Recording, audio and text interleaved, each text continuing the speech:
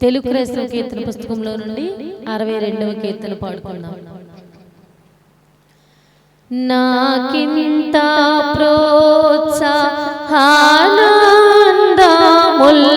ప్రోత్సాహానందముల్గల్గుట కేకట గణమైన హేతువైయుండు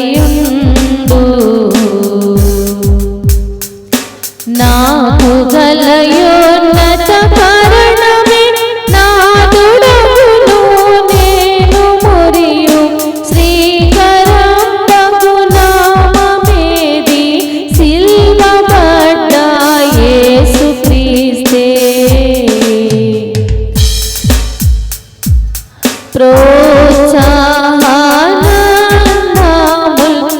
ప్రోత్సాహనందముల్గల్గుట కేకట గణమైన హేతువైయుండు ఎవరు నా భక్తికి హితమైనటి పునాది ఎవరు నా కంఠంబు నెత్తెన్ పాటలతో ఎవరు నా పాపముల భారము నెత్తుకుని దేవునికి నాకును చివరకు స్నేహము కల్పిరి సిల్వబడ్డ యేసు క్రీస్తే నాకింత ప్రోత్సాహనందముల్గల్గుట కేకట గణమైన హేతువైయుండు నేను నా విధులెల్లా నిశ్చయంబుగా నెరుగా జ్ఞానమిచ్చుచునుండు జ్ఞానీయవారు వాని ఎడల నన్ను యథార్థ పరునిగా గావించి అవిన చేనెరా నేర్పించునెవరు సిల్వబడ్డ నాకింత ప్రోత్సాహనందముల్గల్గుట కేకట గణమైన హేతువైయుండు ఎవరు నా శత్రువు ఎదిరించి గెలిచిరి ఎవరు నా శోకంబు నిగురాగొట్టిరి ఎవరు నా హృదయము మోచను నీచి సేదాదీచి మనసు చివుకు మను గాయము మాన్పిరి సిల్వబడ్డ యేసు క్రీస్తే నాకింత ప్రోత్సాహనందముల్గల్గుట కేకట గణమైన హేతువై మరణంబులో నాకు చిరజీవమెవ్వారు మరణంబునకై గొప్ప మరణమెవ్వారు విరివిలేని మహిమ సేనలు ధరిని నుండగా నన్ను చెంతను స్థిరముగా స్థాపించునెవరు సిల్వబడ్డ యేసు క్రీస్తే నాకింత ప్రోత్సాహనందముల్గల్గుట కేకట గణమైన హేతువైయుండు నన్ను రక్షింప మరణం పొందియు సమాధి నిన్నాటికి నీ గెలిచి యున్న ప్రభునందు నూతన విశ్వాసాన్ని నాకు నోత్సవమును కలుగచేయును చెన్నగుణ ప్రభువు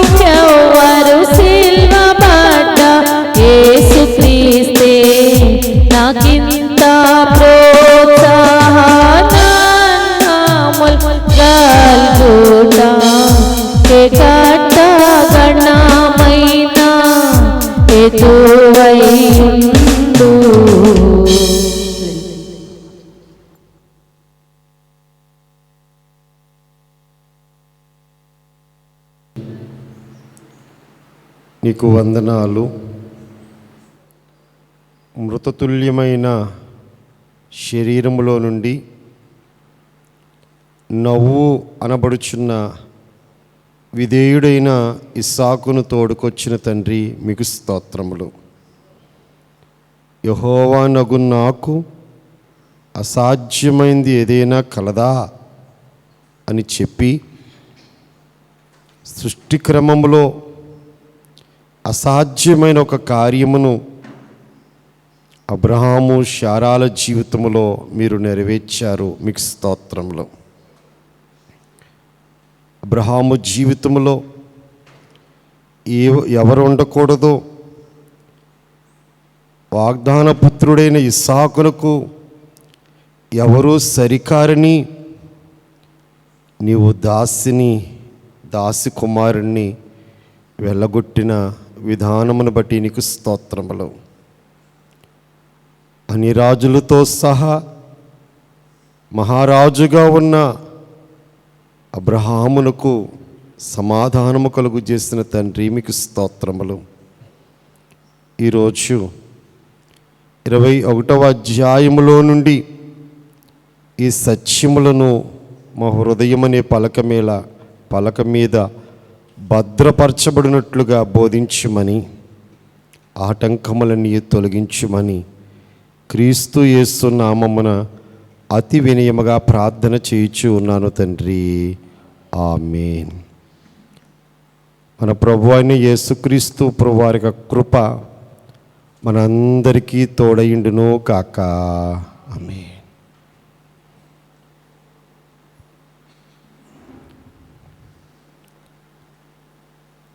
ఇరవై 21వ అధ్యాయాన్ని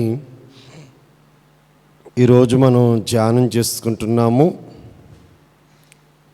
దేవుడు తానిచ్చిన మాట ఈ అధ్యాయంలో అబ్రహాము శారాల జీవితంలో నెరవేర్చాడు. అబ్రహాము శారాల జీవితంలో ఏది ఒక నిందగా ఉన్నదో ఆ నిందను కూడా అబ్రహాము నుండి దేవుడు దూరం చేయడానికి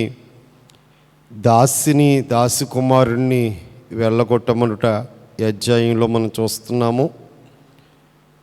నిన్నటి దినాన్న విన్న అబీమెలెకు అనే రాజుగారే తన సైన్యాధిపతి అయిన పికోలును తీసుకుని మరి అబ్రహాము గారి దగ్గరకు వచ్చి సమాధానపడిన విషయాలు ఇవాళ అధ్యాయంలో మనం చూడబోతున్నాం. ఈ అధ్యాయం మనం నేర్చుకోవటం కోసం ప్రతిరోజు అధ్యాయాన్ని 3 భాగాలుగా మనం విభజించుకుంటున్నాం. ఈరోజు కూడా 34 వచనాలు ఉన్నది. ఆదికాండం 21వ అధ్యాయం 3 భాగాలుగా మనము ఈ వాక్యాన్ని విభాగం చేసుకుందాం, విభజన చేసుకుందాం. మొదటి నుంచి 8 వచనాలు, మొదటి నుండి 8 వచనాలు నవ్వు. మొదటి నుంచి 8 వచనాలు నవ్వు. 9 నుంచి 21వ వచనం వరకు, 9 నుంచి 21వ వచనం వరకు ఏడ్పు.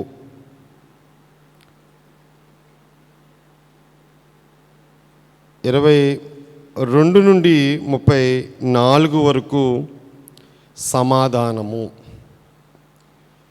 ఇలా చిన్ని మాటలు చెప్పాను కాబట్టి మీరు ఒకసారి రాసుకున్న వాళ్ళు కానీ గుర్తు ఉన్నవాళ్ళు కానీ ఒకసారి చెప్పండి. మొదటి భాగం పేరేంటి? రెండవ భాగం పేరేంటి? ఏడ్పు. మూడవ భాగం పేరేంటి? సమాధానం. ఫస్ట్ భాగాన్ని మనం ధ్యానం చేసుకుందాం. మొదటి వచనము నుండి 8వ వచనం వరకు అందరం కలిసి చదువుకుందాం. యెహోవా తాను చెప్పిన ప్రకారము శారాను దర్శించెను. యెహోవా తానిచ్చిన మాట చొప్పున శారాను గూర్చి చేశాను. ఎట్లనగా దేవుడు అబ్రహాముతో చెప్పిన నిర్ణయ కాలంలో శారా గర్భవతి అతని ముసలితనమందు అతనికి కుమారుడు కనెను. అప్పుడు అబ్రహాము తనకు పుట్టినవాడును తనకు శారా కన్నివాడునైన తన కుమారుడికి ఇస్సాకు అని పేరు పెట్టెను. మరియు దేవుడు అబ్రహామును ఆజ్ఞాపించిన ప్రకారము అతడు 8వ దినముల గలవాడైన ఇస్సాకును తన కుమారునికి సున్నతి చేసెను. అబ్రహాము కుమారుడైన ఇస్సాకు అతనికి పుట్టినప్పుడు అతడు 100 ఏండ్లవాడు. అప్పుడు శారా, దేవుడు నాకు నవ్వు కలుగు చేసెను, వినువారెల్లా నా విషయమే నవ్వుదురనెను. మరియు శారా పిల్లలకు సన్యమిచ్చినని ఎవరు అబ్రహాముతో చెప్పును? నేను అతని ముసలితనమందు కుమారుని కంటిని కదా అనెను. ఆ పిల్లవాడు పెరిగి పాలు విడిచెను. ఇస్సాకు పాలు విడిచిన దినమందు అబ్రహాము గొప్ప విందు చేసెను. వచనం వెంబడి వచనాన్ని మనం ధ్యానం చేసుకుంటూ ఉన్నట్లయితే, మొదటి వచనములో యెహోవా తాను చెప్పిన ప్రకారము శారాను దర్శించెను. యెహోవా తానిచ్చిన మాట చొప్పున శారాను గూర్చి చేసెను. ఇక్కడ 2 మాటలు ఒకేలా కనబడుతున్నాయి. తాను చెప్పిన ప్రకారము అన్నమాట. 2 తానిచ్చిన మాట చొప్పున. తాను చెప్పిన ప్రకారమన్నా తాను ఇచ్చిన మాట చొప్పునన్నా సరే 2 ఒకటే. కానీ 2 సార్లు పరిశుద్ధాత్మ తండ్రి ఆ విషయాన్ని జ్ఞాపకం చేస్తూ ఉన్నారు. ఇందుకు ఏమని మాట ఇచ్చారు అబ్రహాము గారికి దేవుడు? 18వ అధ్యాయము 10వ వచనంలో ఆయన ఇచ్చిన వాగ్దానం, అందుకు ఆయన మీదిటికి ఈ కాలమున నీ యొద్దకు నిశ్చయముగా మరలా వచ్చెదను, అప్పుడు నీ భార్య అయిన శారాకు ఒక కుమారుడు కలుగునని చెప్పాను. మళ్ళా ఈరోజు వచ్చేటప్పటికి నీ భార్య అయిన శారా గర్భాన ఒక కుమారుడు పుడతాడు అని చెప్పిన ఆ మాట దేవుడు నెరవేర్చాడు. దేవుని వాక్యం ఏం చెప్తుంది? హెబ్రీయులకు రాసిన పత్రిక 10వ అధ్యాయము 23వ వచనాన్ని మనం చదివినప్పుడు, హెబ్రీయులకు రాసిన పత్రిక 10వ అధ్యాయము 23వ వచనములో, వాగ్దానము చేసినవాడు నమ్మదగినవాడు. కనుక ఇక్కడ మనం నేర్చుకుంటున్న మాట ఇది. వాగ్దానము చేసినవాడు నమ్మదగినవాడు. మాట ఇచ్చిన ఆయన ఎవరు? మాట తప్పివాడా? మాట ఇచ్చిన ఆయన అబ్రహాముతో మాట్లాడిన దేవుడు మాట తప్పే దేవుడా? అందుకే పౌలు భక్తుడు అంటున్నారు, మాట ఇచ్చినవాడు లేక వాగ్దానం ఇచ్చినవాడు నమ్మదగినవాడు. అంచేత మనకి ఎన్నో వాగ్దానాలు ఉన్నాయి. ఆ వాగ్దానాలని మనం ఆధారం చేసుకుని దేవుడిని అడగాలి. మన ఆత్మీయ జనకుడు దైవజనుడు దేవదాసయ్య గారు వాగ్దాన మంజిలి అనే పుస్తకం రాశారు. బైబిల్లో ఉన్న వాగ్దానాలు తీసి ఆ వాగ్దానం వివరణ. ఒక వాగ్దానం ఉంది, అడుగుడి మీకు ఇయ్యబడును, వెదుకుడి మీకు దొరుకును, తట్టుడి మీకు తీయబడును. మత్తయి 7:7 దాని వివరణ. అడగడం అంటే ఏం అడగాలి అవండి, వెతకడం అంటే ఏంటి, తట్టడం అంటే ఏంటో అద్దాలు రాస్తారు. అలాగే నా యొద్దకు వచ్చిన వారిని నేను ఎంత మాత్రమును త్రోసివేయను అని వాగ్దానం ఇచ్చాడు.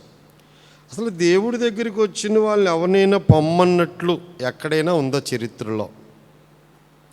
రాకపోతే ఆళ్ళ తప్పు కానీ, అడగకపోతే ఆళ్ళ తప్పు కానీ, అడిగితే చేయని కార్యం అంటూ ఏమీ లేదు.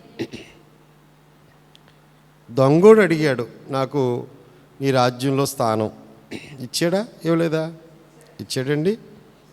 దెయ్యాలు పట్టినోడు అడిగాడు, లేక దెయ్యమే అడిగింది ఏమని? నరకంలోకి పంపించొద్దు, ఆ ఎదురుగుండా పందుల మందులోకి వెళ్తానంటే సరే వెళ్ళమని చెప్పాడు. దేవదాసయ్య గారు అన్నారు, దెయ్యం ప్రార్థన ఉన్నోడు నీ ప్రార్థన ఎండా అన్నారు. ఏమండి, దెయ్యం ప్రార్థన ఉన్నోడు మీ ప్రార్థన ఎండా? దెయ్యం ప్రార్థన విన్నాడా? దెయ్యం కూడా ప్రార్థన చేసింది, ఇంకా మాకు చాలా టైం ఉంది, మమ్మల్ని అగ్నికుండంలో పడేసే రోజు మాకు తెలుసు, ఇంకా టైం ఉంది కాబట్టి అప్పుడు దాకా ఈయన వదిలేసి వెళ్ళిపోమంటున్నావు కాబట్టి ఈ వ్యక్తిని వదిలేసి వెళ్ళిపోతాం, ఆ పందుల మందులోకి వెళ్తాం, సెలవు ఇవ్వంటే సరే వెళ్ళమన్నాడు. అంటే ప్రార్థన చేయకపోవడమే అంత తప్పు, కానీ ప్రార్థన చేసింది ఒక రోజున కాలం పరిపూర్ణం చేసి ఖచ్చితంగా ప్రార్థన దేవుడు ఏం చేస్తాడో నెరవేరుస్తాడు. ఇక్కడ యెహోవా తాను చెప్పిన ప్రకారము శారాను దర్శించెను. అంటే ఏ టయానికి కొడుకు పుడతాడన్నాడో ఆ టయానికి కుమారుడు పుట్టేటట్లుగా తన సంకల్పాన్ని దేవుడు నెరవేరుస్తున్నాడు. యెహోవా తానిచ్చిన మాట చొప్పున శారాను గూర్చి ఏమండి చేసెను. ఎట్లనగా దేవుడు అబ్రహాముతో చెప్పినట్లు నిర్ణయ కాలములో శారా గర్భవతి అతని ముసలితనమందు అతనికి కుమారుని పుట్టెను. ఈ ఇస్సాకు అనగా నవ్వు, ఇది ఒక అసాధారణమైన కార్యం. ఎందుకంటే సృష్టి చరిత్రలో కూడా ఇస్సాకు పుట్టినప్పుడు అబ్రహాము 100 ఏండ్ల వాడు అని ఉంది. ఎన్ని సంవత్సరాలండి? 100 ఏండ్ల వాడు. అంటే 100 ఏండ్ల వయస్సులో దేవుడు అబ్రహాము గారికి ఎవరినిచ్చాడు? ఇస్సాకును ఇచ్చాడు. అంటే దేవుడు కార్యం చేయడానికి నిర్ణయ కాలం ఉంది. దేవుడి దృష్టిలో ఒక రోజు ఉంటుంది, దేవుని దృష్టిలో ఒక గడి ఉంటుంది, ఒక నిమిషం ఉంటుంది. ఆయన దేవుడు ఏ నిమిషానికి ఆ కార్యం చేయాలని ఉంటుందో ఆ నిమిషంలోనే కార్యం జరుగుతుంది. అది నిర్ణయ కాలం. మనం కంగారు పడినంత మాత్రాన, తొందరపడినంత మాత్రాన మన కార్యాలు జరగవు. ఎందుకంటే దేవుని వాక్య ప్రకారంగా మనం చూసినప్పుడు యేసుక్రీస్తు ప్రభువారు ఎప్పుడు పుట్టారు?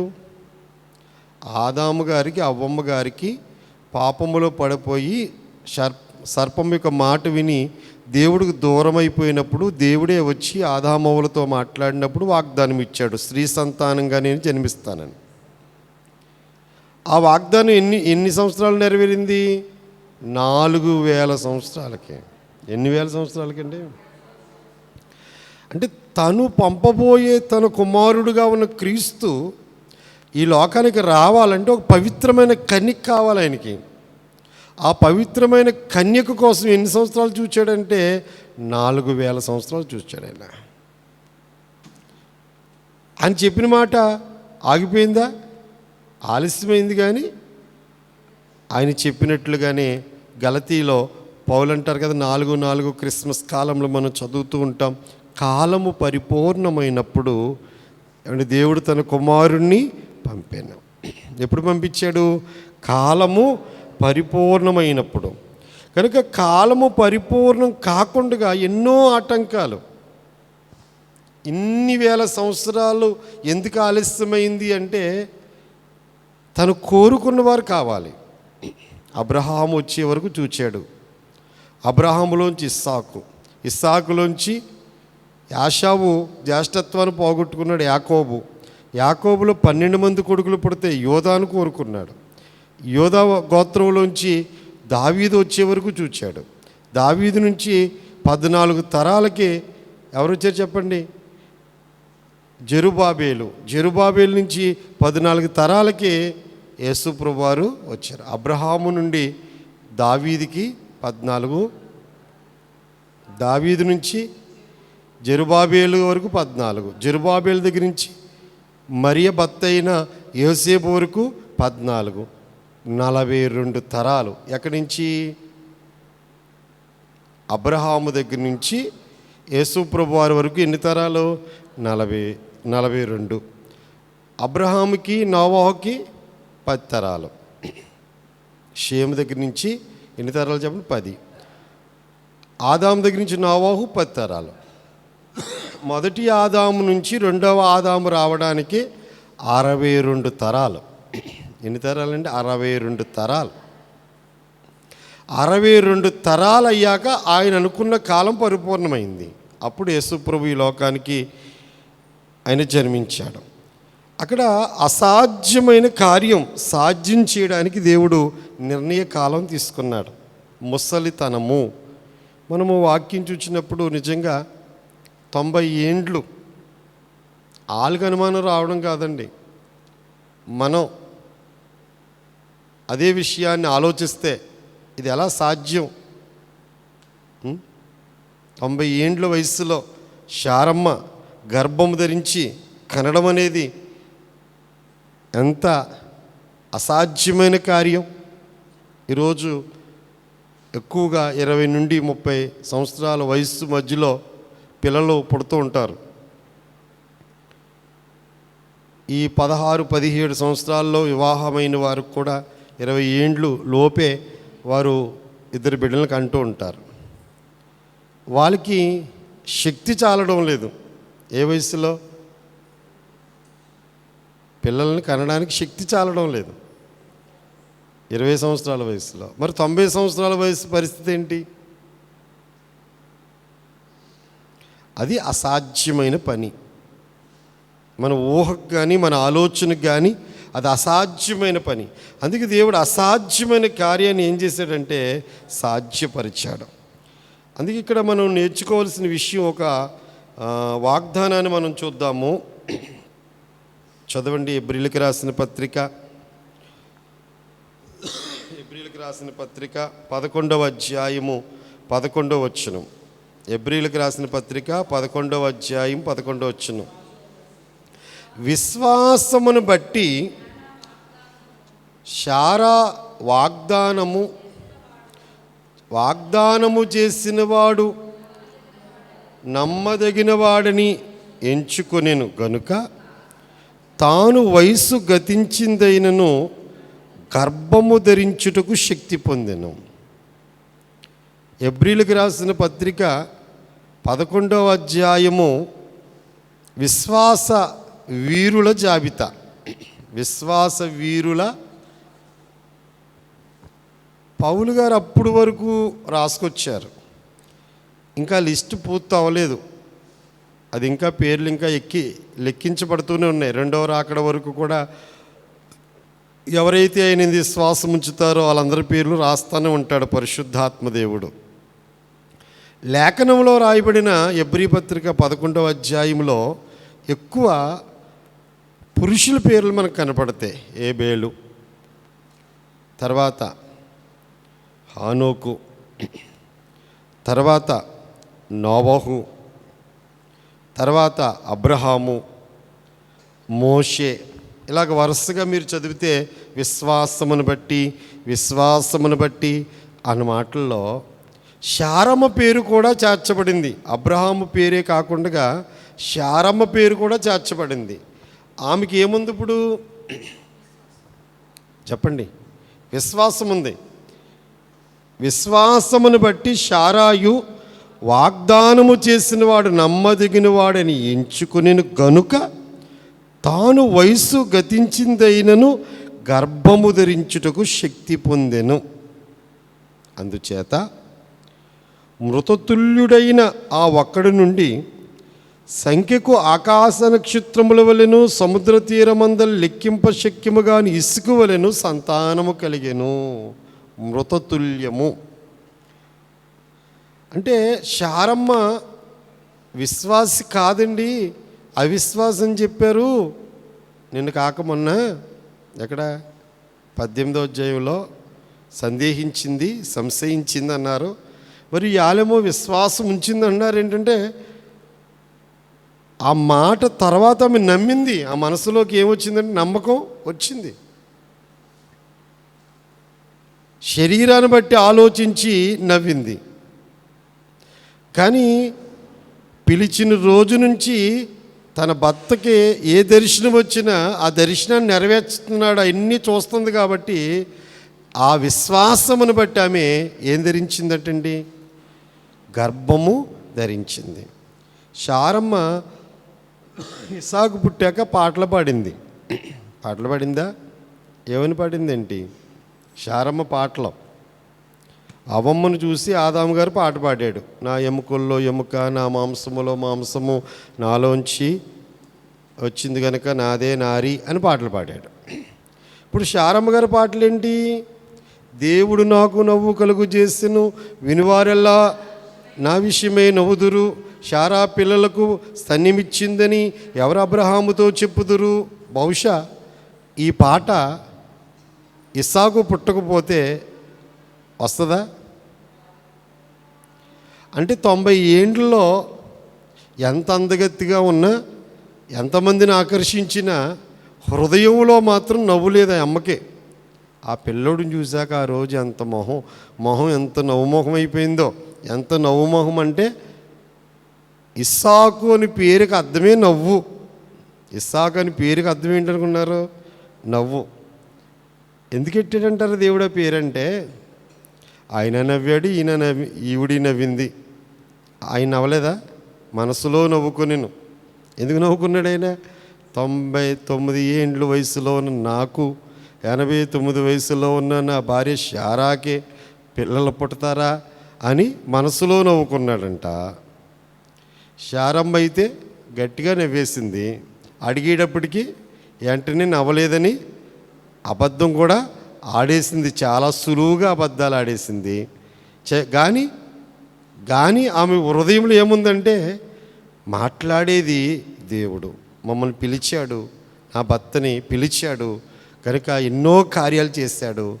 ఆయన కార్యం చేస్తాడు, మీదిటికి కాలం వచ్చేటప్పుడు జరుగుతుందని దేవుని నామాన్ని ఏం చేసింది ఆవిడ? వెంటనే స్తుతి చేసిందండి. దేవుడిని ఏం చేసింది చెప్పండి? కుమారుడు అలా పుట్టిన వెంటనే దేవుణ్ణి శారమ్మ గారు దేవుణ్ణి స్తుతించింది. ఎవరు కలుగు చేశారంట నవ్వు? ఎవరు కలుగు చేశారని చెప్తుంది ఆవిడ? దేవుడు నాకు నవ్వు కలుగు చేస్తాను. సంతోషం ఎవరు ఇవ్వాలి? దేవుడు నాకు సంతోషం ఇస్తే అది శాశ్వతంగా ఉంటుంది ఆ సంతోషం. మనం సంతోషం కోసం చేసే ప్రయత్నాలు ఎంతసేపు ఉంటే సంతోషం? చాలామంది సంతోషంగా ఉందామని ఎన్నో యాత్రలు చేస్తారు, ఎన్నో ప్రయత్నాలు చేస్తూ ఉంటారు. తిన్నా త్రాగినా ఏ చేసినా నవ్వుదు, కానీ అది ఆ నవ్వు ఎంతసేపు ఉంటుంది? దేవుడు నాకు నవ్వు కలుగు చేస్తాను అంత ఘనపరిచింది. ఇంకొక మాట చెప్తున్నాను, దేవుడు కార్యం చేసిన వెంటనే మనం దేవుణ్ణి మోకాలేసి ఏం చేయాలి చెప్పండి? స్తుతి చేయాలి, ఘనపరచాలి, దేవుని నామాన్ని ఘనపరచాలి. అన్న తన కుమారుడు సమూయేలుని దేవాలయానికి తీసుకెళ్ళి ఏలి చేతులు పెట్టాక పాటలు పాడింది ఆవిడ కూడా. సమూయేలు మొదటి గ్రంథంలో మొదటి అధ్యాయంలో ఆమె ఏం పాడింది చెప్పండి? పాటలు పాడింది. 2వ అధ్యాయంలో ఘనపరిచిన దేవుని ఘనపరిచింది. ఈ గొడ్రాలని పేరు నాకు తీసేసిన దేవుడికి అవండి ఘనత అని చెప్పి స్తుతి చెల్లించింది. కానీ చాలామంది విశ్వాసులు దేవుడు చేసిన మేలుని వెంటనే నిలబడి చెప్పడానికి సందేహిస్తున్నారు. ఎప్పుడు చెప్పాలి సాక్ష్యం? వెంటనే చెప్పాలంటారు, నెలపోయిన తర్వాత చెప్పాలా? ఎవరైనా ఉపకారం చేసిన వ్యక్తి ఆ మనిషి వల్ల మనకి మేలు జరిగి ఉంటే వెంటనే చెప్పాలంటారు, తర్వాత ఎప్పుడో చెప్పాలా? వెంటనే చెప్తే సంతోషంగా ఉంటుంది, ఎప్పుడో చెప్తే సంతోషంగా ఉంటుందా? వెంటనే చెప్పాలండి, సాక్ష్యాలు వెంటనే చెప్పాలి. దేవుని సందులో నిలబడి ఆరోగ్యం ఇచ్చిన దేవుని బట్టి సాక్ష్యం చెప్పాలి. కుటుంబ పరిస్థితులు మారుస్తున్న దేవుని బట్టి సాక్ష్యం చెప్పాలి. అన్నిటిని బట్టి మీరు మీ బిడ్డల్లో మార్పును చూచి, మీ యజమానుల్లో మార్పును చూచి, మీ కుటుంబ సభ్యుల్లో మార్పును చూచి దేవుని మహిమ కోసం సంఘం ఎదుట మనం సాక్షులుగా నిలబడాలి. ఇంకా రోమీలకు రాసిన పత్రిక 4వ అధ్యాయము, రోమీలకు రాసిన పత్రిక 4వ అధ్యాయము 19వ వచనము నుండి 22వ వచనం వరకు మనం చదువుదాం. అందరూ చూడండి. రోమీలకు రాసిన పత్రిక 4వ అధ్యాయము 136వ పేజీ 19వ వచనము నుండి. మరియు అతడు విశ్వాసమునందు బలహీనుడు కాక రమారమి 100 ఏండ్ల వయస్సు గలవాడయుండి అప్పటికి తన శరీరము మృతతుల్యమైనట్టును శారా గర్భమును మృతతుల్యమైనట్టును ఆలోచించెను. కానీ అవిశ్వాసం వలన దేవుని వాగ్దానాలు గూర్చి సందేహింపక దేవుని మహిమపరిచి ఆయన వాగ్దానము చేసిన దానిని నెరవేర్చుటకు సమర్థుడని రూఢిగా విశ్వసించి విశ్వాసం వలన బలము పొందెను. ఎవరి వలన బలం పొందాడండి? ఇక్కడ మనం నేర్చుకునే పాఠం ఏంటంటే,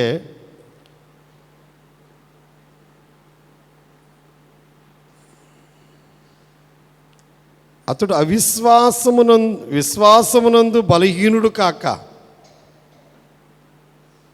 మన విశ్వాసమునందు ఏమైపోతున్నాం?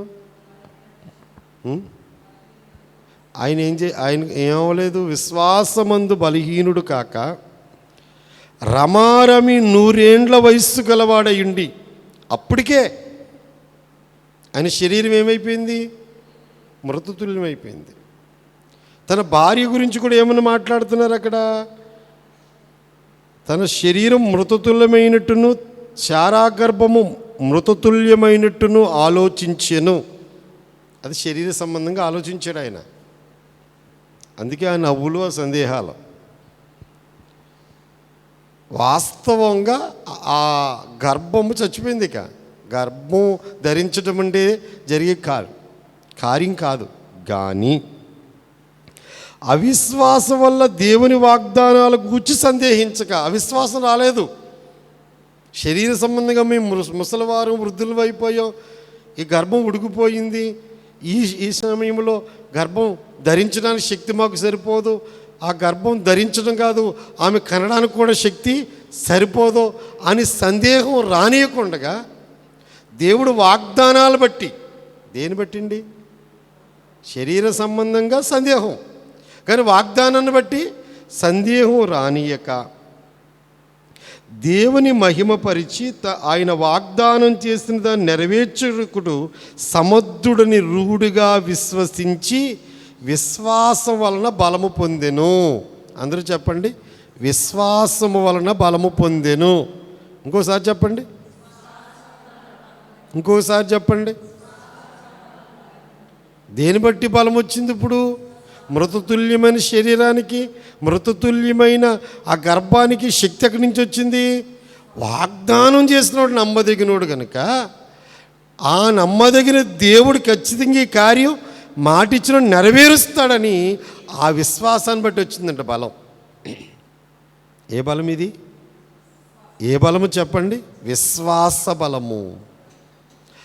దేవుడు కార్యం వారిలో జరిగించడానికి ప్రధానమైనది ఏంటంటే, శారమ్మ గారికి కానీ అబ్రహాము గారికి కానీ శరీరాన్ని బట్టి సందేహము, వయస్సును బట్టి సందేహము, వారి శరీరంలో ఉన్న బలహీనతను బట్టి సందేహము, కానీ ఇచ్చిన దేవుడిని మాటను బట్టి మాత్రం ఏమాత్రము సందేహము లేదు. అందుకే మనం మన శరీరం వైపు చూస్తూ బలహీనమైపోతుంటాం, మన పరిస్థితులను చూస్తూ బలహీనమైపోతాం. ఎవరి బలం చూడలేకపోతున్నాం? నీ బలహీనత తట్టు చూడకు, నా బలమూత టిదిగో చూడుము.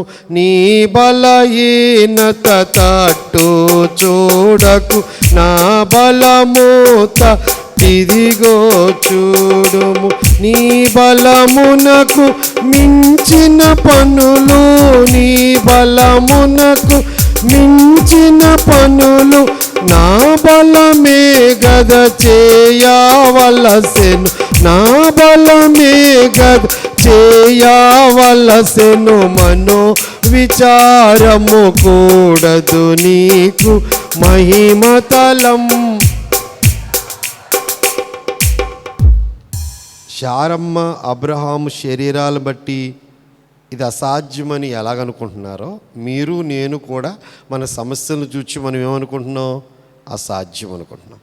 కానీ దేవుని శక్తిని చూచి, దేవుని వాగ్దానాలను చూచి, ఆయన యందున్న విశ్వాసాన్ని బట్టి మనము బలము పొందినప్పుడు ఆ బలము వలన దేవుడు తన కార్యాన్ని మన జీవితంలో చేస్తాడు. విశ్వాసం అనేది మనలో లేకపోతే ఎన్ని ప్రార్థనలు చేసినా, ఎన్ని ఉపవాసాలున్నా, ఎన్ని వారాలు పెట్టుకున్నా, ఎన్నిసార్లు చేశానో, 7 వారాల ప్రార్థనలో ఎన్నిసార్లు చేశానో, 7 వారాల ప్రార్థనలో ఏం కార్యం జరుగుతలేదంటే ఏం లేదన్నమాట మనలో. విశ్వాసం అనేది లోపల నుంచి ఎలాంటి మాటలు వస్తాయంటారు? విశ్వాసం అంటే విశ్వాస సంబంధమైన మాటలు వస్తాయి. విశ్వాసం లేనప్పుడు ఏ మాటలు వస్తాయి? అవిశ్వాసంతో కూడిన మాటలు. పరిస్థితులు మాత్రం జరిగేటట్లుగా కనపడవు, కానీ దేవుడు జరిగిస్తాడు. అందుచేతే వాక్యములో మనం ముందుకెళ్ళినట్లయితే మనము ఈ రీతిగా చెప్పుకుంటూ వెళ్తే అధ్యాయాన్ని మనం ముగించుకుంటాం అసాధ్యం కనుక స్పీడ్గా కొంచెం ముందుకెళ్ళిపోదాం.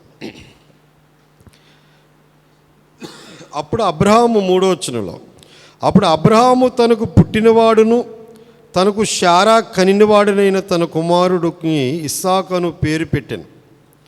మరియు దేవుడు అబ్రహామును ఆజ్ఞాపించిన ప్రకారము అతడు 8 దినములు గలవాడే ఇస్సాకు అను తన కుమారుడికి సున్నతి, ఒక నిబంధన అనేది దేవుడు ఏర్పాటు చేశాడు. ఎవరెవరికి? నీ గర్భాన్ని పుట్టిన వాళ్ళందరికీ 17వ అధ్యాయంలో అబ్రహాం పేరు అబ్రహాముగా మార్చినప్పుడు నీ ఇంట పుట్టిన ప్రతి మగ బిడ్డకి కూడా సున్నతి చేయించాలి. ఇప్పుడు ఎన్నో రోజు ఇస్సాక్కి? 8వ రోజు. అంటే అబ్రహాము గారు దేవుని యందు ఎంత భయభక్తులు గల వాడుగా ఉన్నాడో ఆలోచించండి. 8వ రోజున, ఆ రోజు చెప్పిన రోజునే తనకు 99వ ఏటే తనకి 13 సంవత్సరాల వయసులో ఉన్న ఇష్మాయేలుకి, తన ఇంట పుట్టిన దాసులకి అందరికీ సున్నతి చేస్తాడు. ఆ రోజే చేస్తాడు. ఈరోజు తన వాగ్దాన పుత్రుడు పుట్టాడు కనుక 8వ రోజున తనకు ఆజ్ఞాపించిన ప్రకారము, ఎవరో దేవుడు ఆజ్ఞ ఇచ్చాడు కదా, ఒక నిబంధన చేశాడు కదా, ఆ నిబంధన ప్రకారంగా 8వ రోజున ఇస్సాక్కి ఏం జరిగింది చెప్పండి?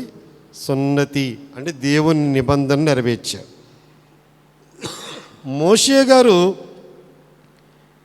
ఎక్కడికి వెళ్ళిపోయాడు? మిద్యాను దేశానికి వెళ్ళి అన్యుని ఇంట సిపోరాని పెళ్లి చేసుకుని ఇల్లరక అల్లుడుగా ఉన్నాడు. మోషే గారు ఇల్లరక అల్లుడు. ఎన్ని ఏళ్ళు ఉన్నాడండి? 40 ఏళ్ళు. తన కుమారుడు పుట్టాడు కదా. ఇప్పుడు అన్యుడిగా ఉన్న మోషేకే పుట్టాడు కనుక 8వ రోజున ఏం చేయాలి? ఏం చేయాలి? 8వ రోజున మోషే గారు కొడుక్కి సున్నతి చేయాలి. చేశాడా? చేయలేదు. ఎందుకు చేయలేదంటారు? బహుశా మోషే గారి మాట సిపోరా రోజు వినలేదు. నీవు నీ దేశంలో ఉన్నప్పుడు అక్కడ నీ పెత్తనం, కానీ మా ఇంటికాడ ఉన్నావు కాబట్టి మా నాన్న మా ఇష్టం, ఆ సున్నతులు ఆచారాలు అయితే ఇక్కడ కుదరవు అని ఉంటుంది. అలాగా ఎలా చెప్పగలుగుతున్నారండి అంటే, మోషే గారిని చంపడానికి వచ్చాడు కదా దేవుడు 4వ అధ్యాయంలో, నిర్గమాకాండం 4వ అధ్యాయంలో ఐగుప్తు దేశానికి ఎల్లు అని బతిమాలితే బయలుదేరిన మోషే గారు తన భార్యని తన పిల్లల్ని తీసుకుని మిద్యాను దేశం నుండి ఐగుప్తు దేశానికి బయలుదేరుతుంటే దారిలో ఎదుర్కొన్నాడు, చంపేయడానికి వచ్చేసాడు. ఎవరిని చంపడానికి? మోషే గారిని చంపడం. ఎందుకు చంపడానికి వచ్చాడు? నువ్వు ఎబ్రియుడువు, నీకు సున్నతి చేయబడింది, నీ కొడుకు సున్నతి నిబంధన నెరవేర్చలేదు అని చంపడానికి వస్తే, ఆ విషయం వెంటనే నా వల్లే కదా, చాలాసార్లు చెప్పాడు నా భర్త, నేను వినలేదు కనుక నా వల్లనే నా భర్తను చంపడానికి దేవుడు వచ్చాడనే విషయం తెలుసుకుని సిపోరా వాడిగల రాయి తీసుకుని కొడుకు సున్నతి చేస్తే యెహోవా విడిచి వెళ్ళిపోయిను అని ఉంది. అంటే యూదుడు అన్న ప్రతి ఒక్కడు, యూదులైన వారి ఇంట అందరూ కూడా ఖచ్చితంగా 8వ రోజున ఏం చేయాలి చెప్పండి? సున్నతి చేయాలి. ఇప్పుడు అబ్రహాము గారు 8వ రోజున ఇస్సాకు ఏం చేశారు చెప్పండి? సున్నతి చేశారు. నేను ఈరోజు ఒక ప్రత్యేకమైన ప్రసంగం మీ ముందు ఉంచాలంటే, ప్రతి అధ్యాయంలోంచి కూడా యేసుక్రీస్తు ప్రభువారికి ఆ భక్తునికి సంబంధాలు ప్రతి పోలిక మనం పోల్చుకోవచ్చు, కానీ ఇస్సాక్కి మన రక్షకుడైన యేసు ప్రభువారికి ఉన్న పోలిక చెప్తాను, రాసుకోండి. ఇస్సాక్కి యేసు ప్రభువారికి ఉన్న పోలిక. ఫస్ట్ పాయింట్ అండి, ఇస్సాకు జన్మము అసాధ్యమైనది. ఇస్సాకు జన్మము అసాధ్యమైంది. దేని బట్టి అసాధ్యమైంది? ఆదికాండము 18వ అధ్యాయము 10వ వచనం నుండి 14వ వచనం వరకు ఉన్న వాక్యాల్లో 99 ఏండ్లు నా భర్తకి, 89 ఏళ్ళు నాకు, ఈ ముసలితనమందు శ్రీధర్మ ఉడుగుపోయిన నాయందు కొడుకు పుడతాడా అన్నది అసాధ్యం అంటే యెహోవా అక్కడ ఏం చెప్పారు? యెహోవానగు నాకు అసాధ్యమైంది కలదా అన్నాడు. అది అసాధ్యమైన కార్యాన్ని దేవుడు సాధ్యం చేశాడు ఇస్సాకు జనన విషయంలో. అదే మాట యేసుప్రభు వారి జన్మ విషయంలో కూడా అసాధ్యమైన కార్యం. లోకాసువార్త 1వ అధ్యాయం 33 నుంచి 36 రెఫరెన్స్ రాసుకున్న తర్వాత మీరు చదివితే ఇది ఎలాగు జరుగును అంటది మరియమ్మ గారు. పురుషుణ్ణి ఎరగని దానినే అన్నప్పుడు ఏమని మాట్లాడతారు? సర్వోన్నతుని శక్తి నిన్ను కంపుకొనును, పరిశుద్ధాత్మలను గర్భం ధరిస్తావు, పుట్టబోయే శిశువు పరిశుద్ధుడై దేవుని కుమారుడు అనబడతాడు. అంటే ఇస్సాకు జన్మ అసాధ్యమైంది, యేసుప్రభు వారి జన్మ కూడా అసాధ్యమైంది. రెండో పాయింట్, ఇస్సాకు జన్మ వాగ్దానముతో కూడుకుంది. ఇస్సాకు జన్మ వాగ్దానంతో కూడుకుంది. 17వ అధ్యాయము 19వ వచనము, దేవుడు నీ భార్య అయిన శారా నిశ్చయముగా నీ కుమారుని కనును. అది వాగ్దానం, ఖచ్చితంగా నీ కుమారుడే పుడతాడు. ఆ కుమారుడికి ఏం తర్వాత మాటలో చూద్దాం, వాగ్దానం ఇచ్చాడు. అలాగే యేసుప్రభు వారి గురించి పాత నిబంధనలో ఎన్ని వాగ్దానాలు ఉన్నాయంటారు? ఇది ఏలయనగా మనకు శిశువు పుట్టెను, మనకు కుమారుడు అనుగ్రహించబడెను, ఆయన భుజం మీద రాజ్యం. క్రిస్మస్ కాలంలో మనం నేర్చుకుంటూ ఉంటాం. 7:14 ఇదిగో కన్యక గర్భవతి కుమారుని కనుతను ఇమ్మానుయేలని. అంటే వాగ్దానం ఇచ్చి నెరవేర్చాడు. ఇస్సాకు జన్మ విషయంలో, యేసుప్రభు వారి జన్మ విషయంలో కూడా వాగ్దానాలు ఇచ్చి నెరవేర్చాడు. మూడవది ఇస్సాకు వాగ్దాన దేశంలో జన్మించాడు. ఇస్సాకు ఎక్కడ జన్మించాడు? వాగ్దాన దేశం. ఇప్పుడు ఈ గరార ప్రాంతం నుండి అక్కడ కొన్నాళ్ళు జీవించిన అమీమేలకు ఆ ప్రాంతం కూడా మీరు చరిత్ర తిరిగేస్తే ఏ ప్రాంతంలోకి వస్తుందంటే వాగ్దాన దేశంలోకి వస్తుంది, కనాను దేశంలోకి వస్తుంది. యేసుప్రభు వారు కూడా ఎక్కడ పుట్టారు? వాగ్దాన దేశంలోనూ పుట్టారు. యోధా దేశపు బెత్లెహేమ. కనుక వాగ్దాన దేశంలో బెత్లెహేములో అయినా జన్మించాడు. 4వది, ఇస్సాకు నిర్ణయ కాలంలో జన్మించాడు. దేవుడు నిర్ణయించుకున్న ఆ టైంలో. ఏమండి, ఏ టైంలో పుట్టాడండి ఆయన?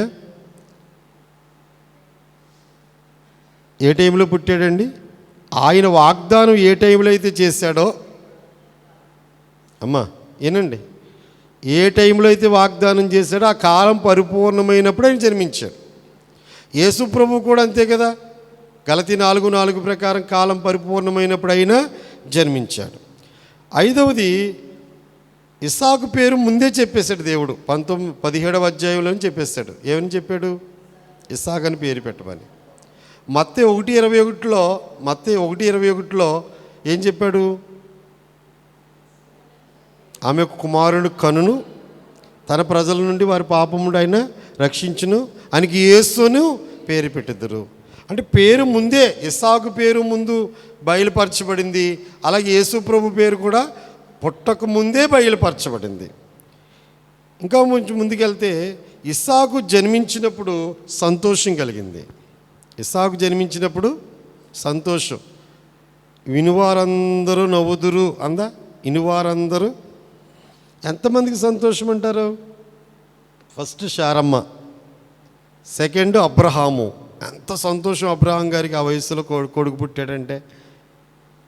సుమారు 318 మంది ఉన్నారు ఆయన ఏమంటే ఆ పని చేయడానికి. వాళ్ళందరికీ సంతోషం.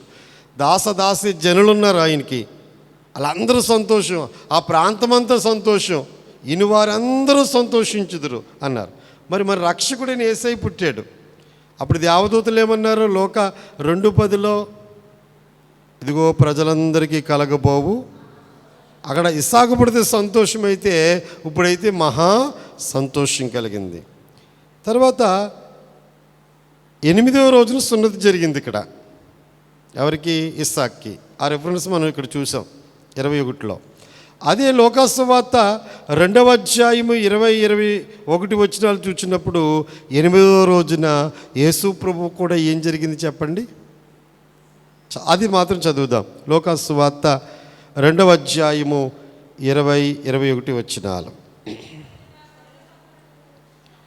20-21 వచనాలు. 21 వచనం.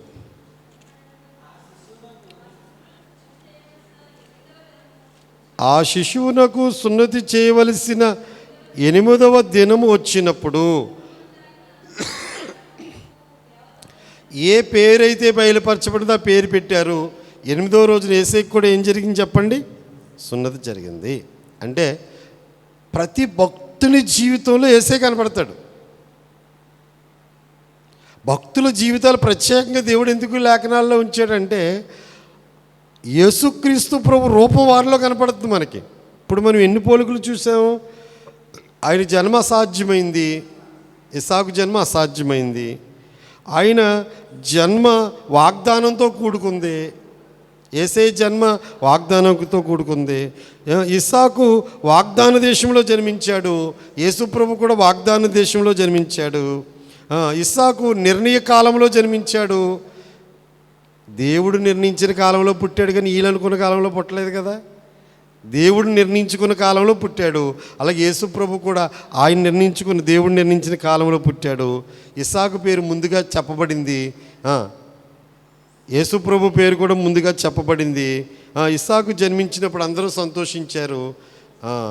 యేసుప్రభు జన్మించినప్పుడు మహా సంతోషం అందరికీ కలిగింది. 7వది 8వ రోజున సున్నతి యేసుప్రభుకు జరిగింది. 8వ రోజున సున్నతి ఇస్సాకు కూడా జరిగింది. ఇలాగా యోహాను గారు కూడా పోల్చుకోవచ్చు. ఎవరు యోహాను గారు? బాప్తిస్మిచ్చు యోహాను గారి జీవితంలో కూడా చూసినప్పుడు యోహాను గారి జీవితంలో ఆ యొక్క తల్లిదండ్రులు జకరియా, ఎలిజబెత్తులు వాళ్ళు కూడా వృద్ధులే. వాళ్ళు ప్రార్థన చేశారు. అబ్రహాం కూడా పిల్లల కోసం ప్రార్థన చేశాడు. వాళ్ళ ప్రార్థన దేవుడు ఆలకించాడు. వీళ్ళ ప్రార్థన కూడా అక్కడ వాగ్దానం ఉంది, ఇక్కడ వాగ్దానం ఉంది. ముందుగా అక్కడ పేరు బయలుపరిచాడు దేవుడు, యోహానని పేరు పెట్టని. ఇక్కడ కూడా ఇస్సాకు విషయంలో కూడా వాగ్దానం నెరవేర్చాడు. వాళ్ళ తల్లిదండ్రులు వృద్ధులే, వీరి తల్లిదండ్రులు బాప్తిస్మిచ్చు యోహాను తల్లిదండ్రులు బహుకాలము గడిచిన వృద్ధులయ్యిరి. కనుక అలాగను మనం పోల్చుకుంటే భక్తుడు యేసుక్రీస్తు ప్రభువారు అందరి రూపంలోనూ కనపడుతూ ఉంటాడు. ఇంక విశ్వాసులమైన మనం కూడా పోల్చుకుంటే మనం కూడా ఆత్మీయంగా జన్మించాలి.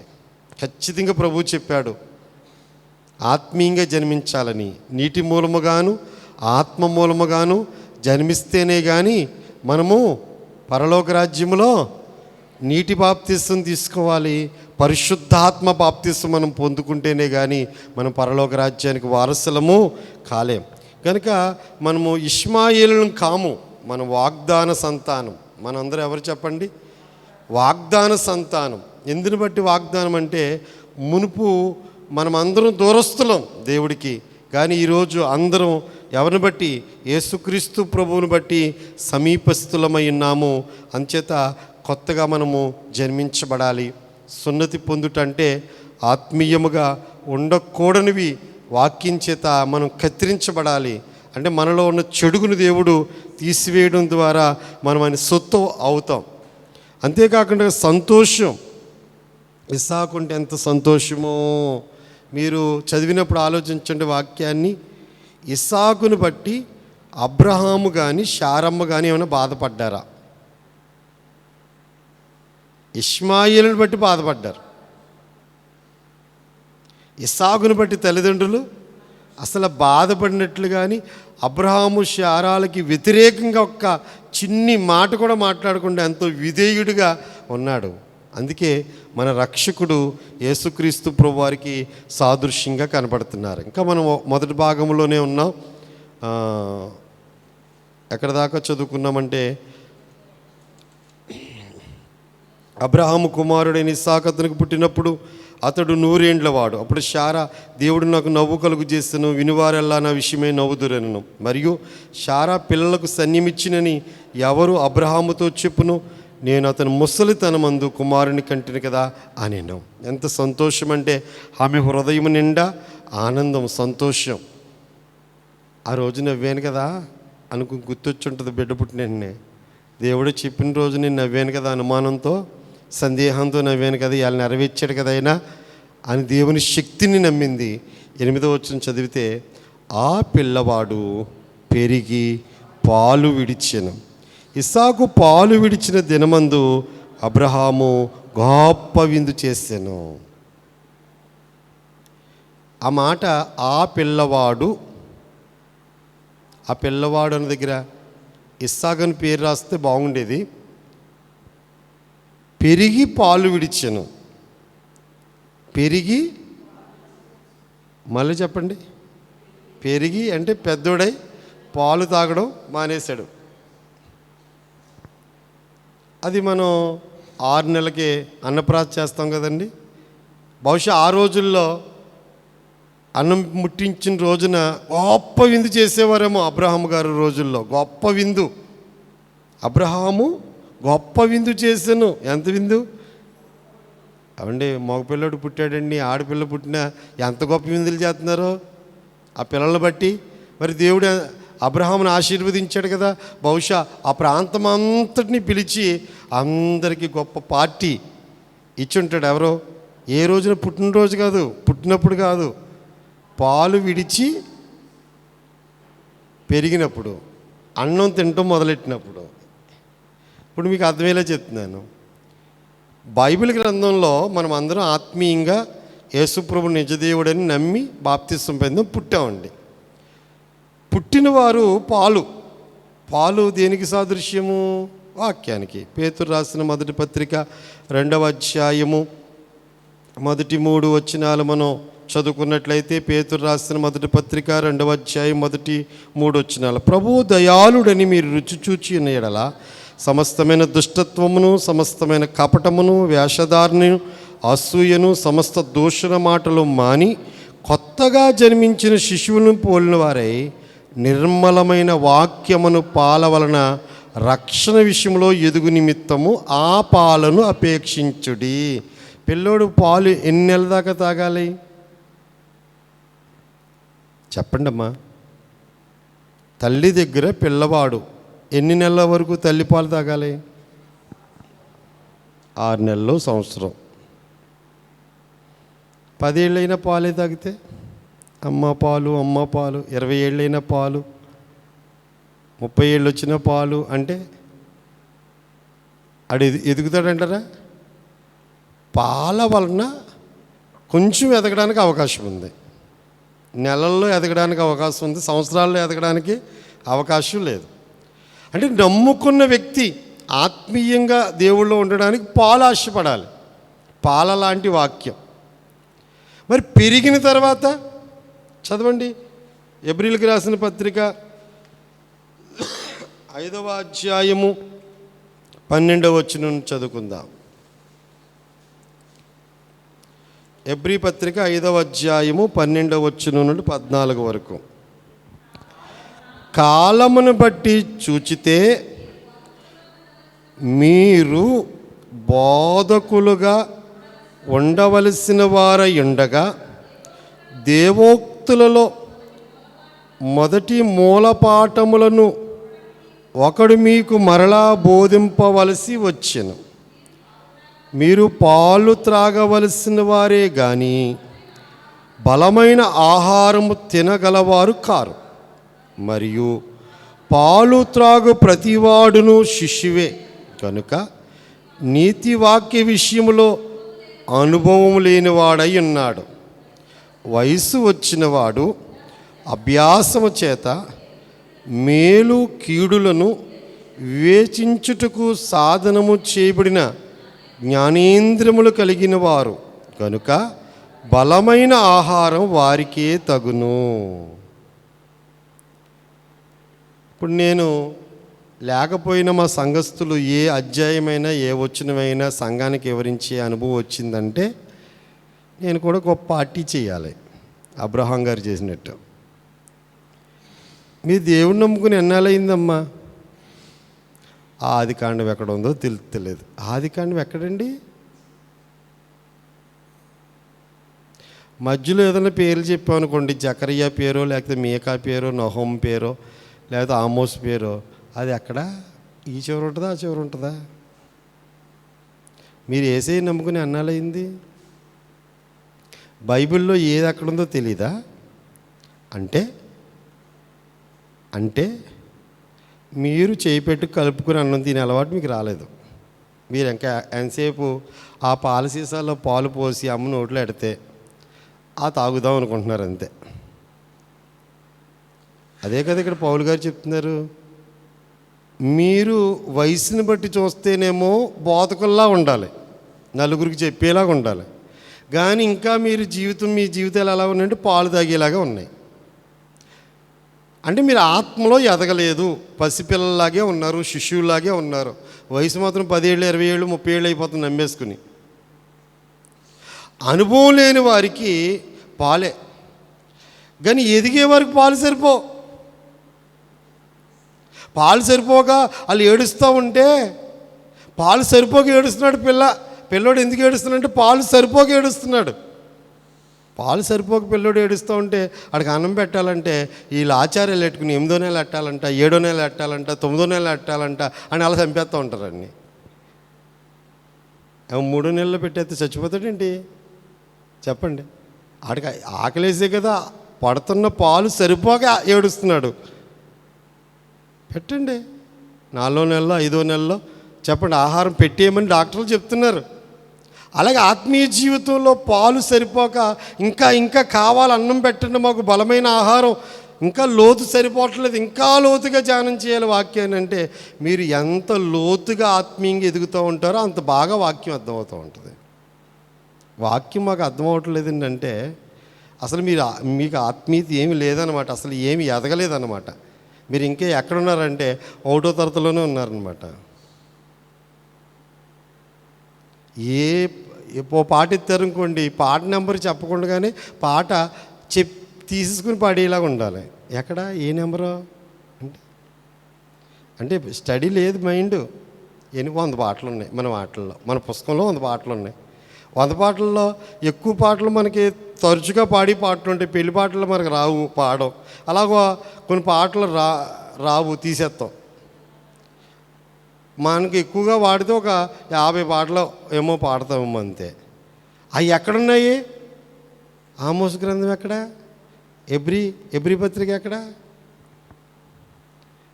అంటే ఎదుగుదలలో అసలు వాక్యమందు వారికి అనుభవం లేక, ఎందుకంటే ఏది ఎక్కడుందో తెలవడం లేదంటే వాక్యంలో వారి అనుభవం పెరుగుతలేదు. వాళ్ళకి వాక్యంలో అనుభవం పెరిగిన వాళ్ళకట వయసు వచ్చిన వారు ఎంత బాగా రాశారు చూడండి. 14 వచ్చినలో వయసు వచ్చిన వారు అభ్యాసము చేత మేలు కీలులను వివేచించుటకు సాధనము చేయబడిన జ్ఞానేంద్రియములు కలిగి ఉన్నారు. ఇంద్రియాలు శరీరేంద్రియాలు కాదు, ఆత్మ జ్ఞానేంద్రియాలు కలిగి ఉన్నారు గనుక బలమైన ఆహారం వారికే తగును. ఎంతమంది నేర్చుకుంటున్నారు? ఎంతమంది సంఘం మనకి ఎంతమంది వస్తున్నారు? వచ్చిన వాళ్ళు ఎంతమంది చదువుకున్న వారు ఉన్నారు? ఎంతమంది ఆ పాఠాన్ని వరుసగా నేర్చుకోవడానికి ఆసక్తి చూపిస్తున్నారు?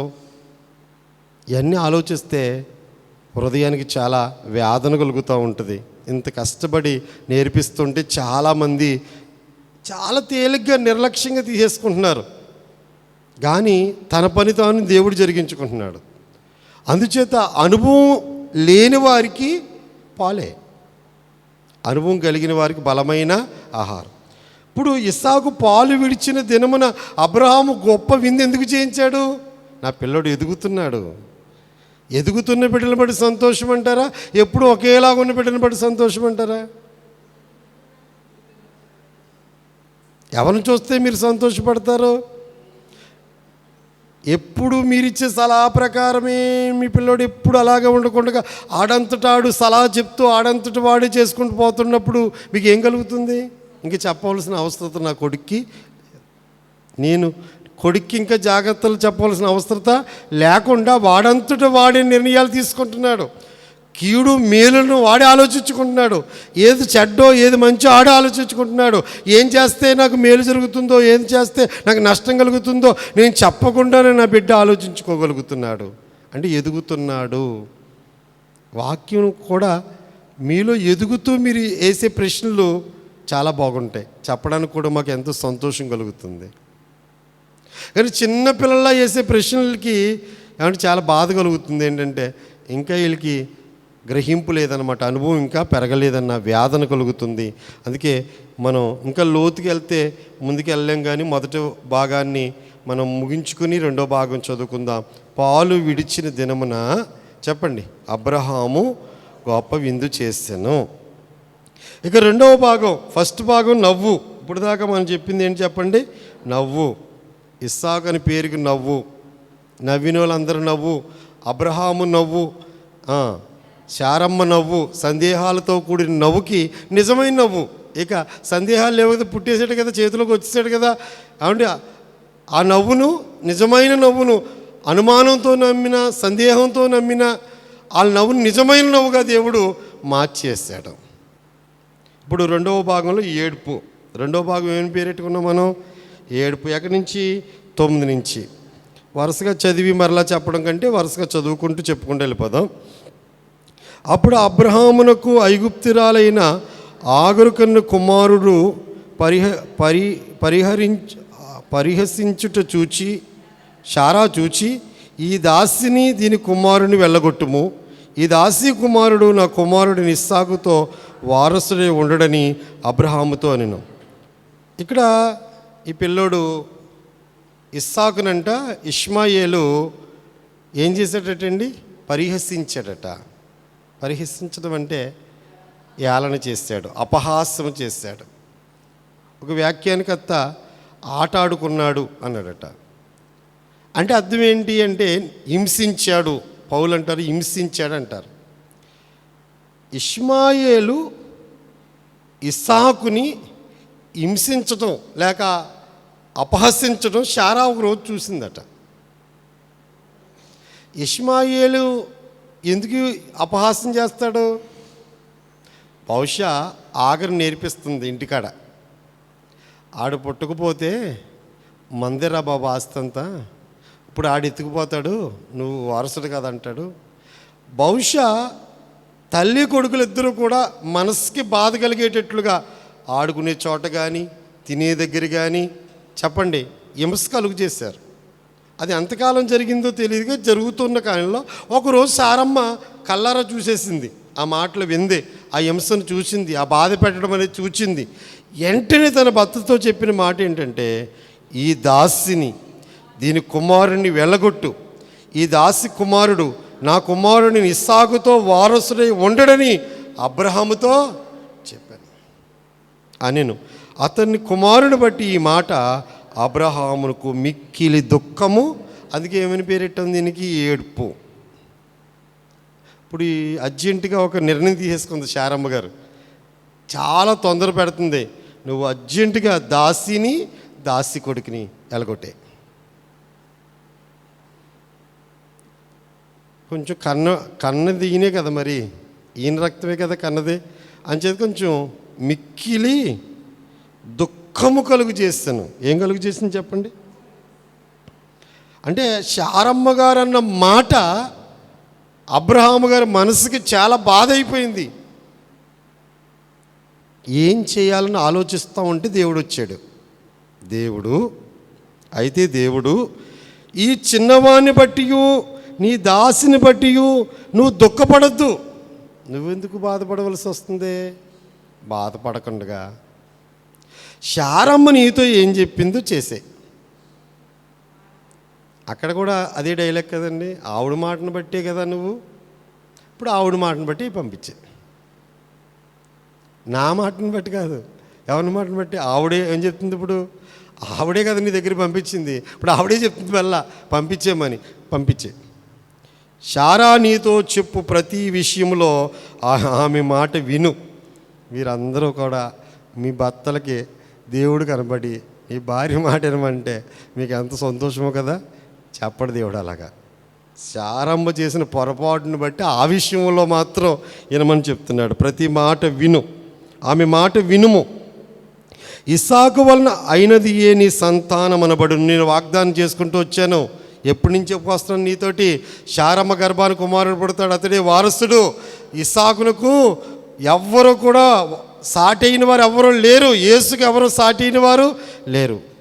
అయినను ఈ దాసి కుమారుడు నీ సంతానమే గనుక అతను కూడా ఒక జన్మగా చేసేదనని అబ్రహాముతో, నువ్వేం బాధపడవలసిన అవసరం లేదు, వాగ్దాన పుత్రుడు ఇస్సాకే గనుక దాసిని పంపించే, దాసి కొడుకుని ఇష్మాయిల్ని పంపించే, నువ్వు ఏడుస్తున్నావు కనుక, ప్రార్థన చేస్తున్నావు కనుక ఒక ప్రత్యేక జనంగా నేను దీవిస్తాను, నువ్వు వదిలే, నేను చూసుకుంటాను, వాళ్ళని కూడా బాగానే చూసుకుంటాను, నేను తోడుగా ఉంటానులే అని దేవుడు అబ్రహాముతోటి ధైర్యం చెప్పాక, అప్పుడు తెల్లారేటప్పటికి అబ్రహాము లేచి ఆహారము నీళ్ళు తెత్తి తీసుకుని ఆ పిల్లవానితో కూడా ఆగరిని అప్పగించి ఆమె భుజం మీద వాటిని పెట్టి ఆమెను పంపివేస్తున్నాను. ఆహారం కొంచెం, నీళ్ళు బుడ్డ ఒకటి, కొడుకుని భుజం మీద వేసి వెళ్ళిపోండి ఇక్కడ ఇద్దరు. ఆమె వెళ్ళి బెహెర్షెబా అరణ్యములు ఇటు అటు తిరుగుచుండెను. ఆ తిత్తులో నీళ్ళు అయిపోయినాయి. తర్వాత ఆమె ఒక పొద కింద ఆ చిన్నవాడిని పడేసి, ఈ పిల్లవాని చావు నేను చూడలేననుకుని ఇంటి వేద దూరం వెళ్ళి ఆమె అతనికి ఎదురుగా కూర్చుండెను. ఆమె ఎదురుగా కూర్చుండి ఎలుగెత్తి దేవుడు ఆ చిన్నవాని మొర వినెను. ఇందుకే ఆగర మొర కాదంట, ఎవరు మొరని? అప్పుడు దేవుని దూత ఆకాశం నుండి ఆగరు అని పిలిచి, ఆగరు నీకేమొచ్చింది, భయపడకు. ఆ చిన్నవాడిన చోట దేవుడు వాని స్వరం విని అన్నాడు, నువ్వు లేచి ఆ చిన్నవాడిని లేవనెత్తి నీ చేత పట్టుకునుము, వాని గొప్ప జన్మగా చేసిందని ఆమెతో చెప్పాను. మరియు దేవుడు ఆమె కనులు తెరిచినందున ఆమె నీళ్ళు ఓట చూచి వెళ్ళి ఆ తిత్తుని నీళ్ళతో నింపి చిన్నవానికి తాగనిచ్చాను. ఇలా చూడండి, తోడై ఉంటానన్నాడు కదా, ఆ తల్లికి ఆ కొడుక్కి నేను బాధ్యతని స్వీకరిస్తానని చెప్పాడు అబ్రహాముతో దేవుడు. అందుచేత బహుశా అక్కడే నీళ్ళుండి ఉంటాయి, ఈవిడ కనబడతలా. సమస్య ఎక్కడ ఉంటుందో పరిష్కారం అక్కడే ఉంటుందంట, ఇంకో చోట ఉండదంట. సమస్య ఎక్కడ ఉంటుందో పరిష్కారం అక్కడే ఉంటుందంట, ఇంకో చోట ఉండదంట. కానీ అక్కడ ఉన్న సమస్య ఆవిడ పరిష్కారం చేయడం మానేసి పిల్లోడిని అక్కడ పాడేసిందంట. ఆ పక్కబడి ఏడుతుందంట. ఏం చేయాలి, ఎక్కడున్నాయో అని వెతకాలి కదా. ఇలాంటి ప్రయత్నాలు ఏం చేయడంలా, పడేసింది, ఏడుస్తుంది.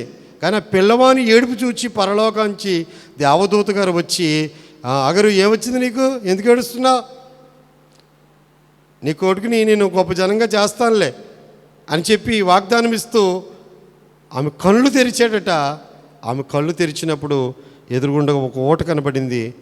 గవ్వ నీళ్ళు పట్టి ఆ పిల్లోడికి పట్టిస్తే బతికాడు. దేవుడు చిన్నవానికి తోడయ్యుండెను. అతడు పెరిగి పెద్దవాడై అరణ్యములో కాపురముండి విలుకాడాయిను.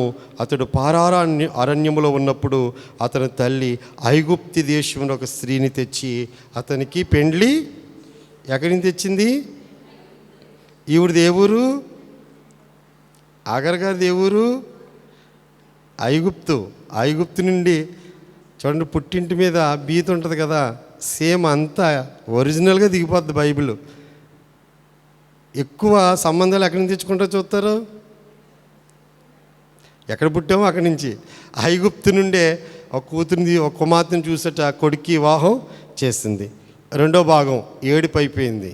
ఫస్ట్ భాగం నవ్వు, రెండో భాగం ఏడుపు, మూడో భాగం సమాధానం. అయిపోయింది టైం. చదివేసుకుని కొంచెం చెప్పుకుని ముగించేసుకుందాం. 22వ వచనం నుండి, ఆ కాలమందు అబీమెలెకును అతని సేనాధిపతి అయిన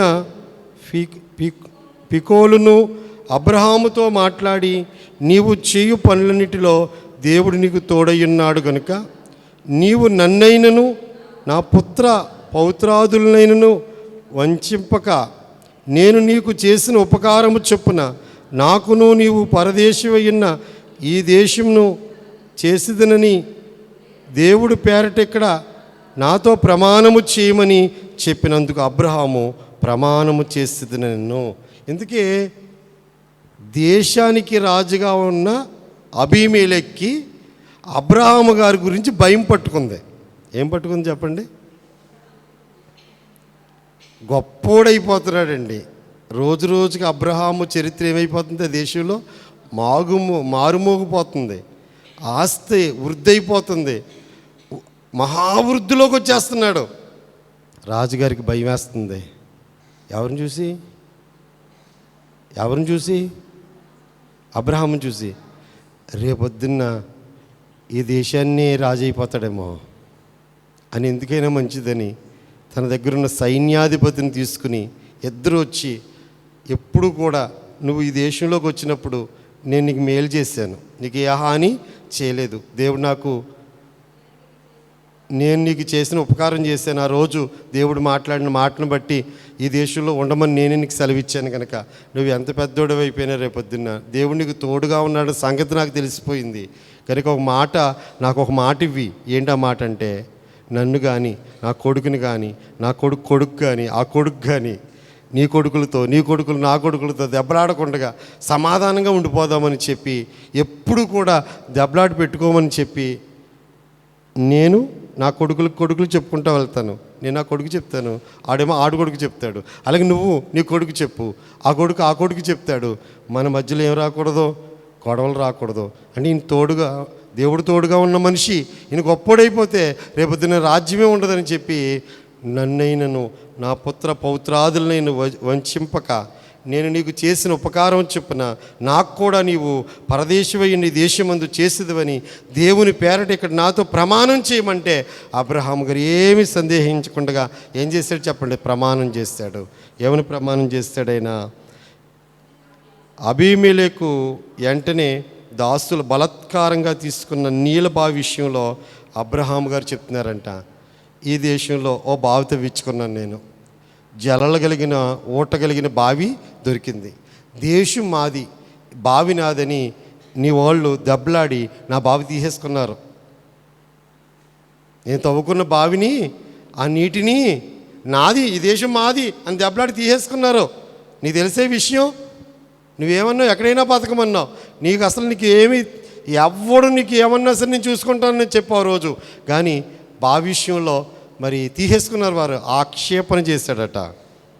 అబీమెలెకు అంటున్నాడు, చూడండి, రాజు అంటున్నాడు, ఈ పని ఎవరు చేస్తారో నేను ఎరగను, నీవు నాతో చెప్పలేదు, ఎవరు చేశారో నాకు తెలియదు, నువ్వు కూడా నాకు కౌరు పంపించి మీ వాళ్ళు ఎలా చేశారన్న సంగతి నువ్వు కూడా నాతోటి చెప్పలేదు, నేను నేడే కానీ ఈ విషయం వినలేదు, ఇప్పుడు నువ్వు చెప్పేదాకా ఆ విషయం నాకు అసలు తెలియదని చెప్పగా, అబ్రహాము గొర్రెలను గొడ్లను తెప్పించి అబీమెలెకుకి, అని నిన్న అధ్యాయంలో ఎవరిచ్చారు? అబీమెలెకు గారు అబ్రహాముకి ఇచ్చారు. అంటే అబీమెలెకు చేయి పైగా ఉంది, అబ్రహాం పుచ్చుకునే స్థితిలో ఉన్నాడు. ఇప్పుడు రాజుగారికి ఇచ్చే స్థితిలోకి వచ్చాడు. రాజుగారికి ఇస్తున్నాడు. ఏమని?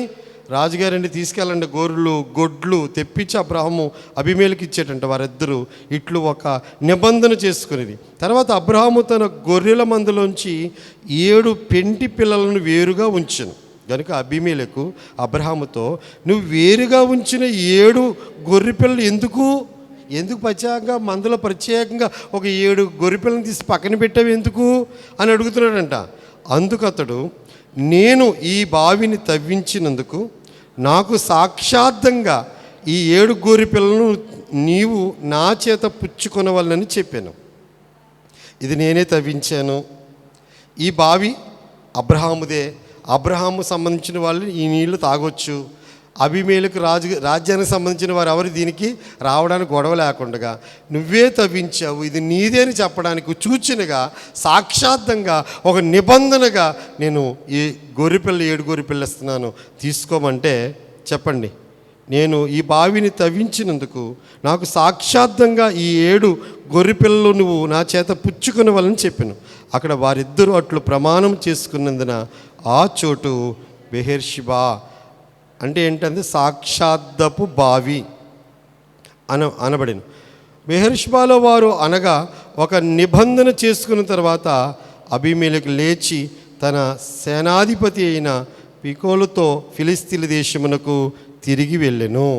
అంటే వీళ్ళిద్దరికీ దేవుడు దేశానేలే రాజే అబ్రహాము గారి దగ్గరికి వచ్చి, రేపటి రోజు నువ్వు గొప్ప జనం అయిపోతావు, నా కుటుంబం నా వంశం ఏమైపోతుంది భయపడిపోయి చెప్పండి ప్రమాణాలు చేయించుకుంటాకు వచ్చాడు. అంటే దేవుడు ఆశీర్వాదం ఎలా ఉంటుందంటారు? రాజును చూసి అబీమెలెకు అబ్రహాము భయపడాలా? అబ్రహామును చూచి అబీమెలెకు భయపడాలా? వాస్తవంగా రాజు ఆయన పరదేశంలో ఉన్నాడు కాబట్టి అబ్రహామే రాజుగారికి భయపడాలి. కానీ దేశానిలే రాజే ఎవరికి భయపడేలా చేశాడు దేవుడు. ఇప్పుడు మనం ఎవరికి భయపడాలి చెప్పండి? ఇప్పుడు ఏమండి, మనల్ని చూసి లోకం భయపడాలి, లోకాన్ని చూసి మనం భయపడాలా? మనల్ని చూసి లోకం భయపడేలా స్థితిలోకి మనం రావాలంటే అబ్రహాము లాంటి విశ్వాసం ఉంచాలి, అబ్రహాము లాంటి ప్రార్థనా జీవితం ఉండాలి, అబ్రహాము లాంటి సమర్పణ జీవితం ఉండాలి. ఎన్ని కష్టాలు వచ్చి వెనక్కి తిరిగి చూశాడండి అబ్రహాము. వెనక్కి వెళ్ళిపోయింది ఆయన మనసు ఎప్పుడైనా? మళ్ళీ పుట్టింటికి వెళ్ళిపోదాం అనుకున్నాడా? అంటే ఆ ఊరు వెళ్దాం అనుకున్నాడా? ఒక మాట, విచిత్రమైన మాట చెప్పమంటారా? తన కొడుక్కి సంబంధం తన పుట్టింటికాని రప్పించిన రోజున కూడా అబ్రహాం అక్కడికి వెళ్ళా. వాళ్ళని ఇక్కడ రప్పించుకున్నాడు తప్ప వెనక్కి తిరిగి చూడొద్దు అన్నాడని చెప్పి ఇంకెళ్ళలేదు వెనక్కి.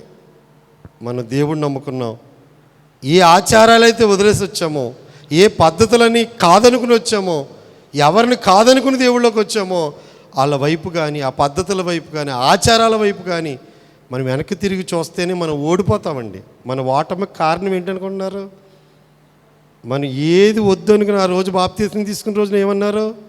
సాతాను అని సర్వకార్యాలు నేను విడిచిపెడతాను అని ప్రమాణం చేయించాడు కదా పాస్టర్ గారు బాప్తీసం ఇచ్చినప్పుడు. అవునండి విడిచిపెడతాను అన్నారా? ఏమి విడిచిపెట్టేసారు ఇవాళ మీరు? ఆ వెనక్కి తిరిగి ఆ ఆచారాలు చేస్తున్నారు కాబట్టి దేవుడు మీ కార్యాలు జరుగుతలేదు. మీ కుటుంబాల్లో కార్యాలు జరగకపోవడానికి గల కారణం ఏంటి? ఇంకా లోక పద్ధతులు ఏమి విడిచిపెట్టారు? ప్రశ్న వేసుకోండి. దేవుడు మహిమ కోసం బతుకుతున్నామా, లోక ఘనత కోసం బతుకుతున్నామా? వాళ్ళు ఏమనుకుంటారో, వీళ్ళు ఏమనుకుంటారో, ఆ చుట్టం ఏమనుకుంటుంది, ఈ చుట్టం ఏమైపోద్దో, మనకు ఆపద వచ్చినప్పుడు రారేమనుకుంటే వాళ్ళ కోసం మీరు అన్ని ఆచారాలను విడిచిపెడతలేదు. వెనక్కి తిరిగి చూస్తున్నారు, మరలా వదిలేసి వచ్చేసారు. కాదనుకుని క్రైస్తవ మతాన్ని స్వీకరించారు, యేసుప్రభు నిజ దేవుడని నమ్మారు, మళ్ళీ ఆచారాల్లోకి వెళ్ళిపోతున్నారు. అబ్రహాము ఒకే ఒక మాట చెప్తున్నాను మీకు, అబ్రహాము ఆశీర్వదించబడ్డానికి ప్రధానమైన కారణం ఆయన వెనక్కి తిరిగి చూడలేదు. నాగడి మీద చేసినడట, వెనక్కి తిరిగి చూడకూడదంట. బంధువుల కోసమో ఇరుగు పొరుగు వారి కోసం చూస్తే వాళ్ళు అంగ చూస్తున్నాను వదిలేస్తాడండి దేవుడు. ఇవాళ మిమ్మల్ని కూడా వదిలేయడానికి అదే కారణం. నువ్వేనా సర్వమని నమ్ముకున్నాను, ఎందుకు చెయ్యవా? ఆ లోకం ఏమంటుంది? నీ కోసం అన్ని వదిలిపెడితే ఇవాళ నువ్వు చేయకపోతే నన్ను ఏం చేస్తుంది లోకం అన్న అడిగితే, ఇడిచిపెట్టి అడిగితే దేవుడు ఎందుకు చేయడు కార్యాలు? చేయడా? అద్భుతమైన కార్యాలు చేయడా? శారా జీవితంలో జరిగించలేదా? వాగ్దాన పుత్రుని ఇచ్చి నెరవేర్చలేదా? అందుకే అబ్రహాము చివరి మాటగా ఆయన చేసిన పని చదువుకుని ముగించుకుందాము. అబ్రహాము బెహేర్షిబాలో ఒక పిచ్చుకుల వృక్షము నాటి అక్కడ నిత్యదేవుడైన యెహోవా పేరట ప్రార్థన చేసెను. అబ్రహాము ఫిలిస్తీన్ల దేశంలో అనేక దినములు పరవాసిగా ఉండెను.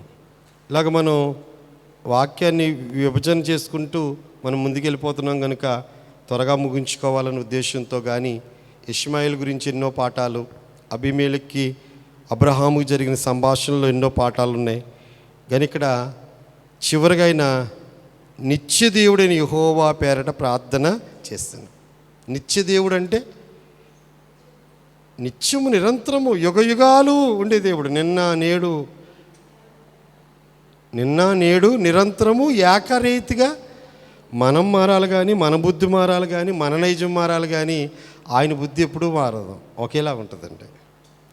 కానీ ఆత్మలో వాక్యంలో ఎదిగే కొలిది ఆ వాక్యం రుచి తెలుస్తూ ఉంటుంది. ఎదగని వాళ్ళకి వాక్యం అర్థమవుదండి. అర్థమైంది అంటే కొంచెం ఎదుగుతున్నారని అర్థం. అంటే ఎవరు చెప్పకుండా మీరు అంతటి మీరే బైబిల్ చదివేలాగా, మీరు అంతటి మీరే ప్రార్థన చేసుకునేలాగా వస్తుంటే ఆత్మలో ఎదుగుదల ఉన్నట్టు, లేకపోతే పిల్లలతో సమానం.